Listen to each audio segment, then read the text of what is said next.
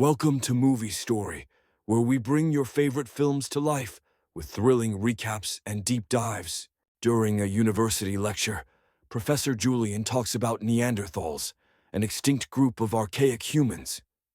He explains they supposedly were very dumb and absolute savages, based on the studies of Darwin and Galton. Their theories could tell how civilized and intelligent someone was just by their appearance. Julian disagrees, saying current humanity has a bit of Neanderthal in them. He also reveals that the world's only non-fossilized Neanderthal was found by his boss and was named William after the scientist who recognized Neanderthals as a separate species. He finishes the lecture by pointing out it could theoretically be possible to create a living Neanderthal using William's DNA. Endocrinologist Barbara watches the entire lecture, and later that day, she looks for Julian at a restaurant. She brings up the possibility of cloning William, which would be very hard and complicated, but not impossible. They spend their dinner discussing the details behind the process, and by the end of the evening, Barbara is curious to know why Julian is obsessed with Neanderthals in particular. To answer that, Julian takes Barbara to his lab and shows her two stone tools. One was made by Homo sapiens, and the other one by Neanderthals. There's no difference between them, so Julian thinks they could learn a lot about humanity by studying our closest cousin. That night, Julian and Barbara fall in love. From then on, the couple starts working on the Neanderthal cloning project, and in only 2 years, they release 3 groundbreaking papers on the subject. They also move in together and have a wonderful romantic life. Unfortunately, many important scientists and university donors are worried about the morals behind this project and the potential backlash, so they cancel their support. However, the couple refuses to give up, and Barbara decides she'll carry the cloned embryo while letting everyone else think she's having a normal pregnancy. Afterward, the couple goes to Las Vegas and gets married by an Elvis impersonator. A few months later, Barbara gives birth in the hospital. The nurses share a disgusted look before handing the baby to the happy mother. The couple isn't bothered by the child's ugly appearance, and Julian even kisses the boy's forehead. Sometime later, Julian drops by the university to submit some paperwork explaining what he and his wife did. The higher-ups organize an emergency meeting, afraid of what this may do to the university's reputation. They don't like the project, but for now, they decide to be supportive so they can get publicity and hopefully get a chance to control it. The next morning, Julian organizes a press conference to tell the world about the Neanderthal clone created using cell nuclear transfer. A reporter asks about the morality of it, so Julian shows them a cute clip of the baby and asks how something so beautiful could be immoral. After the conference is over, Julian's boss reminds him that the board has the final say on anything that happens to the project. Many years later, the baby is now a young man called William. Barbara drives him to the forest, and they say goodbye to each other before William leaves for his dad's house. He looks around for a while before reaching the balcony with a great view of the river. 2 tourists pass by on a boat, and when they see William's ugly face, they start rowing faster. William goes back inside and finds the ancient stone tool on one of the shelves. Suddenly, he's startled by a noise, but it's only his new tutor, Sarah. She explains Julian is at work, and William can't help feeling awkward around a stranger. That night, Julian joins them for dinner, and Sarah notices William eats a lot. Julian explains that William's metabolism is different and requires more calories than the average person. After dinner, Julian tells William he's proud of him for following his dreams. The next day, Sarah helps William with his studies and shares that she's still working on finishing her dissertation. William is very good at math, but English is a bit hard for him because he doesn't like metaphors, which he sees as lies. Meanwhile, at the university, Julian tells his class about his project. When it all started, they had protesters complaining every day, since they saw cloning as immoral and a sin against God. However, William grew up as a normal kid under the loving care of Julian and Barbara, so the protesters stopped showing up. The news stopped talking about him too, since they didn't have any interesting clickbait about savage cavemen. Theories say that Homo sapiens drove Neanderthals to extinction with superior intellect, but after years of studying his son, Julian doesn't agree with that theory anymore. William started to talk earlier than most children and developed faster. He also showed equal or even greater intelligence than his peers. One day, William got sick, and no medicine was working on him, but just being with his mother helped him get better. It turns out his immune system is very robust and adapts fast, which promises incredible medical applications. After his class is over, Julian remembers the day he and Barbara broke up. William had been growing up inside a lab, but Barbara wanted him to be free and have a normal life. However, Julian kept seeing William as an experiment and reminded Barbara that he wasn't really her son. That comment really hurt Barbara, so she finally left Julian for good. Afterward, she got permission from the university board to leave with William. They moved to a new house, and William was excited to have his own room. Barbara got a job at the clinic, but would still do research part-time, and Julian would visit them often.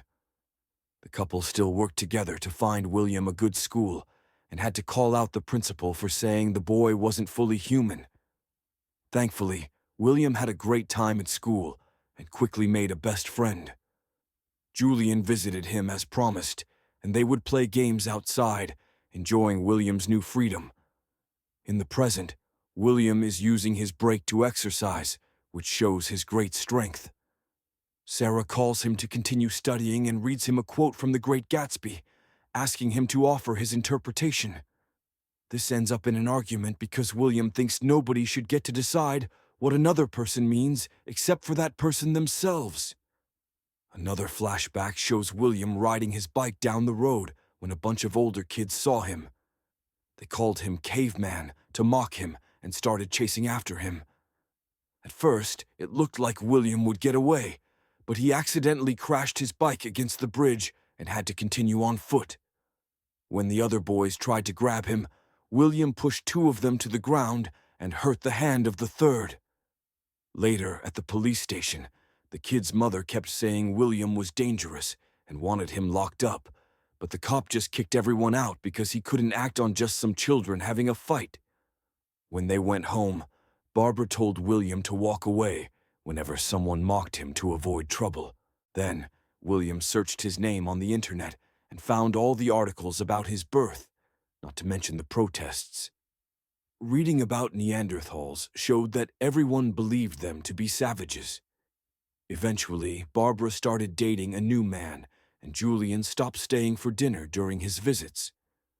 He also stopped running the routine tests on William and made his assistant do it instead, which made Barbara mad. Years later, when William started high school, he made some good friends, even though he couldn't always understand their jokes. During their last school year, William and his two friends decided to go on a trip together and shared their thoughts about applying to college. While they were having fun, they came across two hippies who joined the boys around the fire and shared their mushrooms.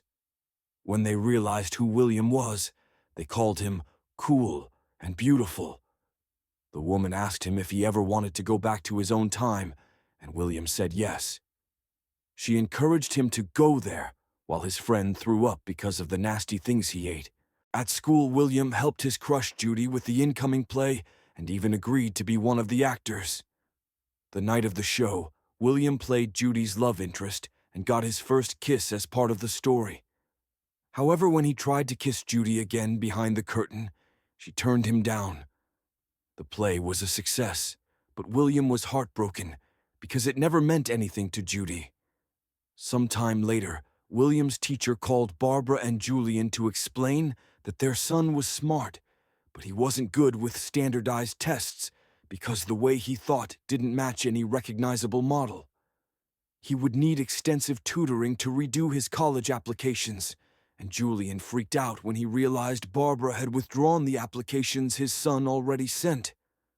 Barbara explained William got a part-time job at a hardware store to keep him busy after graduation, but Julian wanted him to be more than that. An argument ensued, and the teacher had to remind them this had to be William's decision. Meanwhile, William was saying goodbye to his friends who were leaving for college soon. That night, his parents explained the situation to him. Julian asked him to come live with him to get tutoring lessons, but that would also mean getting experimented on again. Barbara was against that. However, William was desperate for a normal life and took his father's offer. In the present, Julian checks on William's latest practice test and gets angry because it's still not enough, blaming Sarah for it. She points out William has made great progress, and William says it isn't her fault, only for Julian to throw the test papers in his face and leave the house. As William starts to cry, Sarah swears his scores are really good and takes him on a walk through the forest. She shares that her parents were also very strict with her when she was younger, and for a long time she hated them for deciding her future without asking her. But now she can't complain about the great education she got. In return, William admits he loves singing and shares the song from his school play. This ends up with William and Sarah kissing and getting dirty. They return to the house in the evening, and Julian scolds them both for losing time instead of studying. That night, William can't stop staring at the stone tool, wondering if he'll ever be more than this. Some time later, Sarah takes William to a school so he can take his tests again. All the pencils he tries to use keep on breaking, so he sees this as a sign and gives up, leaving the room without finishing the test. Then he goes to the store to get a drink, and two girls laugh at him, so the clerk insults them for being rude. After a long walk, William goes to the university to see Godwin, the woman who found the Neanderthal remains. She takes him to her lab to see the body, which is being kept in a special cage for conservation. William can't stop staring at the body from every angle, and even thinks the guy may be smiling. Godwin explains they don't know how he died, because there are no wounds or signs of illness. As for theories, she thinks that Homo sapiens developed the ability to create and believe narratives, and those stories could bring groups together in large quantities. Those superior numbers forced the Neanderthals into a less advantageous habitat, which eventually caused them to extinct. When William asks about the stories, Godwin tells him it includes everything from religion to political hierarchy, but also family stories. All the things people would go to war and die for. William can't understand how believing lies made Homo sapiens intelligent, and thinks superior numbers are the only reason why Neanderthals were driven to extinction. He announces he doesn't belong here, and neither does the man in the box. Godwin tries to convince him he has a place, but William just walks away. Meanwhile, Sarah is searching for William and can't find him anywhere, so she gets Barbara to help her. Moments later, William sneaks into Julian's lecture and interrupts it when his father keeps referring to his son's life as his work. William calls the experiment a failure, and Julian corrects him, saying it's William who is a failure. A devastated William runs away, and Julian goes after him to apologize, saying William provoked him by embarrassing him in front of the class. William responds that Julian embarrassed himself, and that he isn't his father, causing an angry Julian to slap him for it. Once again, William tries to leave, and when Julian tries to stop him, he accidentally drops the stone tool. Both men reach for it at the same time, and William suddenly punches Julian to knock him out, as if defending his belonging. As soon as he realizes what he's done, William feels terrible. Soon, students gathered around them, calling William a savage and taking pictures. William has no choice but to run away. Moments later, Barbara finds an unconscious Julian and calls Sarah to warn her that the police are looking for William. Barbara will go to the hospital with Julian, so Sarah must continue her search alone. Meanwhile, William is hiding in another university building, where he's seen by a student who calls the police. When William tries to leave, he finds a bunch of cops waiting for him with their guns out. Sarah also arrives and calls out his name, but an officer holds her back. Remembering the bridge incident, William walks ahead and gets shot down in seconds, meeting his death. Some months later, Sarah visits the spot where Godwin found the Neanderthal. She brings a baby with her, implying it's William's child. If you enjoyed this story, don't forget to like, share, and subscribe to Movie Story for more amazing movie recaps. Let us know in the comments which movie you'd like us to cover next. Thank you for watching, and see you in the next one.